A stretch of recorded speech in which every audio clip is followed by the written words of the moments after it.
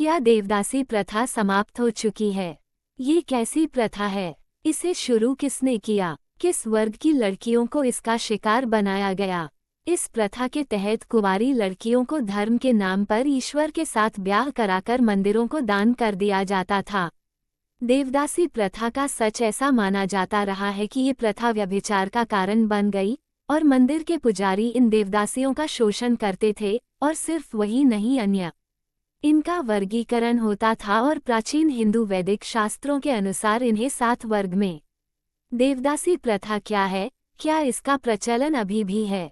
इसके लिए पुजारियों एवं ब्राह्मणों को क्यों जिम्मेदार बताया जाता है?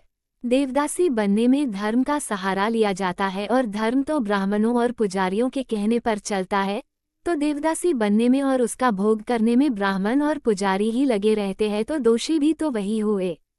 देवदासी प्रथा पर कुछ लिखूं इससे पहले आइए एक आंध्र प्रदेश के देवदासी की व्यथा उसी की जुबानी सुनते हैं।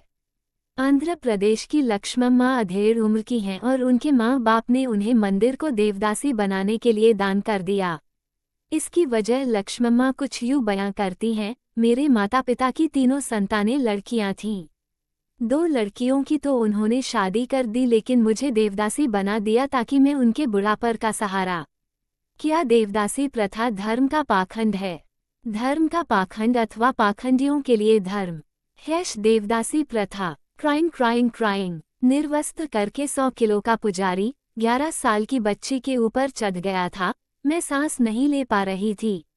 यूं तो मुझे आप सब देवदासी के नाम से पुकारते हैं, जिसका अर्थ देवता की दासी यानी ईश्वर की सेवा करने वाली पत्नी होता है, पर यह सच से कोसों दूर है।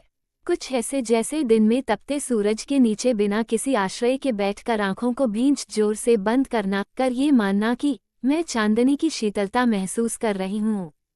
इस झूठ को जीते हुए मुझे 30 साल से अधिक हो गए हैं, पर मेरे जीवन की वो आखिरी बदसूरत शाम मैं आज भी नहीं भूली हूँ। कोई आया है बाबा से मिलने।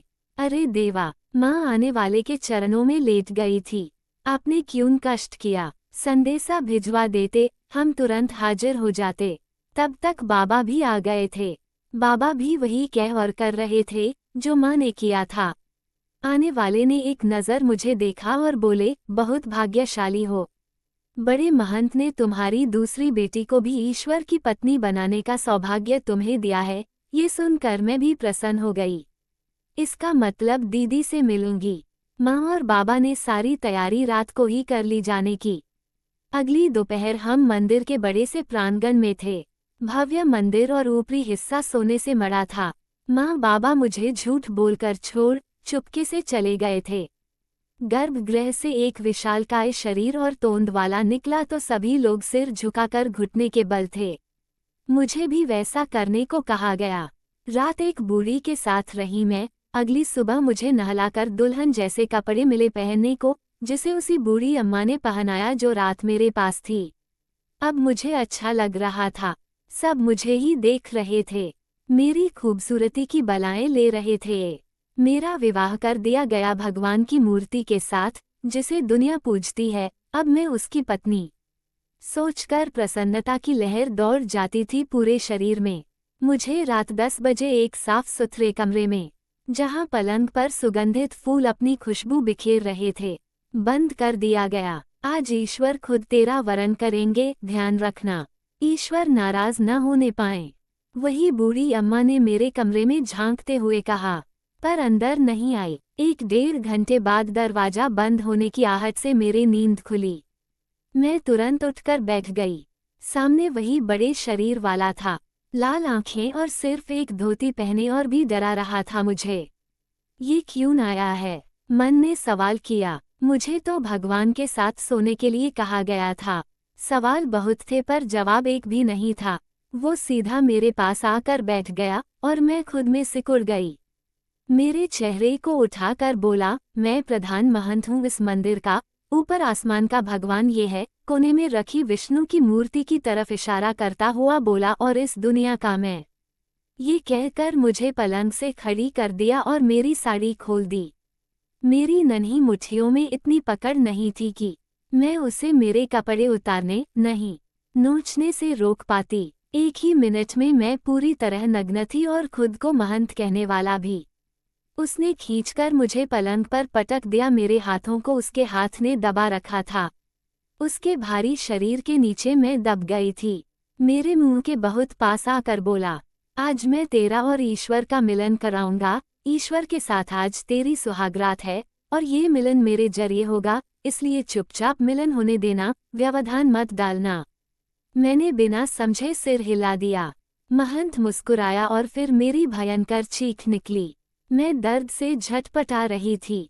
सांस नहीं लौटी बहुत देर तक। दोबारा चीख निकली तो महंत ने मेरा मुंह दबा दिया। बाहर ढोल मंजीरों की आवाजें आने लगीं। मैं एक हाथ जो छोड़ दिया था मुंह दबाने पर, मैं उस हाथ से पूरी ताकत लगाकर उस पहाड़ को अपने ऊपर से धकेल रही थी, पर 100 से भी ऊपर का भार क्या 11 साल की लड़की के एक हाथ से हटने वाला था। मैं दर्द से बिलबिला रही थी पर वो रुकने का नाम नहीं ले रहा था। पूरी शिद्दत से भगवान को मुझसे मिला रहा था, पर उस समय और कुछ नहीं याद था, सिर्फ दर्द, दर्द और बहुत दर्द था। मैंने नाखून से नोचना शुरू कर दिया था, पर उसकी खाल पर कोई असर नहीं हो रहा था। मुझे अपने जांघों के नीचे पहले गर्म गर्म महसूस हुआ और फिर ठंडा ठंडा। वो मेरी योनि के फटने की वजह से निकला खून का फव्वारा था। पीड़ा जब असहनीय हो गई, मुझे मूर्छा आने लगी और कुछ देर बाद मैं पूरी तरह बेहोश हो गई। मुझे नहीं पता वो कब तक मेरे शरीर के ऊपर रहा, कब तक ईश्वर से मेरे शरीर का मिलन कराता रहा। चेहरे पर पानी के छींटों के साथ मेरी बेहोशी टूटी। मेरे ऊपर एक चादर थी और वही बूढ़ी अम्मा मेरे घाव को गर्म पानी से संभालकर धो रही थीं। तूने कल महंत को नाखूनों से नोच लिया, समझाया था न तुझे? फिर दुख और पीड़ा की वजह से शब्द गले में ही अटक गए थे। सिर्फ इतना ही कह पाए, अम्मा मुझे बहुत लगा था, 2 दिन से ज्यादा नहीं बचा पाऊंगी तुझे, अम्मा बोली। महंत को नाराज नहीं कर सकते, न तुम और न मैं, कहकर अम्मा मेरे सिर पर हाथ फेर कर चली गई। आज भी उस रात को सोचकर शरीर के रोमे खड़े हो जाते हैं दर्द और डर से। मेरी आंखें इस बीच मेरी बहन को ढूंढती रहीं, पर वो नहीं मिली। किसी को उसका नाम भी नहीं पता था, क्योंकि विवाह के समय एक नया नाम दिया जाता है और उसी नाम से सब बुलाते हैं। फिर इसके बाद मैं जब भी किसी नई लड़की को देखती मंदिर प्रांगण में, तो मैं मेरी उस रात के दर्द से सिहर जाती थी। डर और दहशत की वजह से सो नहीं पाती थी। मैंने इसी बीच नृत्य सीखा और भगवान की मूर्ति के समक्ष खूब झूम झूम कर नृत्य करती। साल में एक बार माँ बाबा मिलने आते, क्या कहती उनसे? वे स्वयं भी मुझे अब भगवान की पत्नी के रूप में देखते थे। मैंने भी अपनी नियति से समझौता कर लिया था। हमारे गुजारे के लिए मंदिर में आए दान में हिस्सा नहीं लगता था हमारा। नृत्य करके ही कुछ रुपए पा जाती हैं मेरी जैसी तमाम देवदासियां, जिसमें हमें अपने लिए और अपने छोड़े हुए परिवार का भी भरण पोषण करना पड़ता है। मेरे बाद कई लड़कियों आईं। एक के माँ बाप अच्छा कमा लेते थे, पर भाई अक्सर बीमार रहता था, इसलिए पुजारी के कहने पर लड़की को मंदिर को दान कर दिया गया ताकि बहन भगवान के सीधे संपर्क में रहे और उसका भाई स्वस्थ हो जाए। एक और लड़की का चेहरा नहीं भूलता, उसकी बड़ी और डरी हुई आंखों का खौफ मुझे आज भी दिखाई दे जाता है। मैं जब जब अतीत के पन्ने पलटती हूँ। जिस शाम उसका और महंत के जरिए भगवान से मिलन होना था, बस तभी पहली और आखिरी बार देखा था। फिर कभी नजर नहीं आई वो। बहुत दिनों बाद मुझे उसी बूढ़ी अम्मा ने बताया था, किसी को न बताने की शर्त पर, कि उस रात महंत को उसका ईश्वर से मिलन कराने के बाद नींद आ गई थी तो वह उसके ऊपर ही सो गए थे और दम घुट जाने से वह मर गई थी। सुनकर 2 दिन एक निवाला नहीं उतरा हलक से। लगा शायद मुझे भी मर जाना चाहिए था उस दिन, तो रोज रोज मरना नहीं पड़ता। हमें पढ़ने की इजाजत नहीं है, हमें सिर्फ अच्छे से अच्छा नृत्य करना होता था और रात में महंत के बाद बाकी पंडों और पुजारियों की हवस को भगवान के नाम पर शांत करना होता था। हमें समय समय पर गर्भ निरोध की गोलियां दी जाती है खाने के लिए, ताकि हमारा खूबसूरत शरीर बदसूरत ना हो जाए। फिर भी कभी कभी किसी को बच्चा रुक ही जाता था। ऐसे में यदि वो कम उम्र की होती थी तो उसका वही मंदिर के पीछे बने कमरे में जबरन गर्भपात करा दिया जाता था। ये गर्भपात किसी दक्ष डॉक्टर के हाथों नहीं बल्कि किसी दाई के हाथ कराया जाता था। किसी किसी के बारे में पता भी नहीं चल पाता था। कभी 3 महीने से ऊपर का समय हो जाने पर गर्भपात न हो पाने की दशा में बच्चे को जन्म देने की इजाज़त मिल जाती थी। बच्चा यदि लड़की होती थी तो इस बात की खुशी मनाई जाती थी, मंदिर में शायद उन्हें आने वाली देवदासी दिखाई देती थी उस मासूम में। मेरी जैसी एक नहीं हजारों हैं। जब पुरी के प्रभु जगन्नाथ का रथ निकलता है तो मुझ जैसी हजारों की संख्या में देवदासियां होती हैं जो ईश्वर के एक मंदिर से निकलकर दूसरे मंदिर जाने तक बिना रुके नृत्य करती हैं। हम सभी के दर्द एक हैं, सभी के घाव एक जैसे हैं, पर मूक और बधिर जैसे एक दूसरे को देखती हैं बस। मैं उनकी आंखों का दर्द सुन लेती हूँ और वे मेरी आंखों से छलका दर्द बिन कहे समझ लेती हैं। यहाँ से निकलने के बाद हमारे पास न तो परिवार होता है, न ही कोई बड़ी धनराशि और न कोई ठौर ठिकाना जहाँ 2 वक्त की रोटी और सिर छुपाने की जगह मिल जाए। नतीजा, हम एक दलदल से निकलकर दूसरे दलदल में आ जाती हैं। वहाँ हमारा उपभोग ईश्वर के नाम पर महंत और पंडे करते थे, और यहाँ हर तरह का व्यक्ति हमारा कस्टमर होता है। न वहाँ सम्मान जैसा कुछ था, न यहाँ मुझ जैसी वहाँ ईश्वर के नाम की वेश्याएं थीं, यहाँ सच की वेश्याएं हैं। यहाँ पर 100 में से 80 किसी समय देवदासियां ही थीं। आज तमाम तरह के एनजीओ हैं, पर किसी भी एनजीओ की वजह से कोई भी लड़की इस नर्क से नहीं निकल पाई। हजारों साल पहले धर्म के नाम पर चलाई गई ये रीति लड़कियों के शारीरिक शोषण का एक बहाना मात्र था, जिसे भगवान और धर्म के नाम पर मुझ जैसियों को जबरन पहना दिया गया। एक ऐसी बेड़ी जिसको पहनाने के बाद कभी न खोली जा सकती है और न तोड़ी जा सकती है। कहने को देवदासी प्रथा बंद कर दी गई है और यह अब कानून के खिलाफ है, पर यह प्रथा ठीक उसी प्रकार बंद है जैसे दहेज प्रथा कानूनन जुर्म है, पर सब देते हैं, सब लेते हैं। ये प्रथा वैश्यावृत्ति को आगे बढ़ाने का पहला चरण है। दूसरे चरण वैश्यावृत्ति में और कोई विकल्प न होने की वजह से मेरी जैसी खुद ही चुन लेती हैं।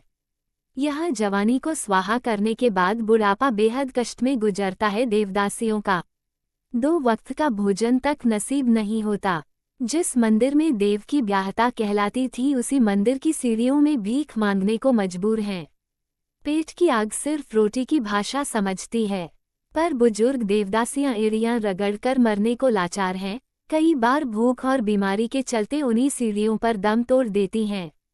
और हाँ, एक बात बतानी रह गई। वेश्याओं के बाजार में मुझे मेरी बड़ी बहन भी मिली। बहुत बीमार थी वो। पता चलने पर मैं लगभग भागती हुई गई थी उसकी खोली की तरफ, पर बहुत भीड़ थी उसके दरवाजे। लक्ष्मी दीदी कहते हुए मैं अंदर गई, जो उसका निर्जीव अकड़ा हुआ शरीर पड़ा था। मर तो बहुत पहले ही गई थी, वह भी बस सांसों ने आज साथ छोड़ा था। 6वीं सदी में शुरू ये प्रथा आज 21वीं सदी में कर्नाटक, आंध्र प्रदेश, तमिलनाडु, महाराष्ट्र, उड़ीसा में खूब फल फूल रही है।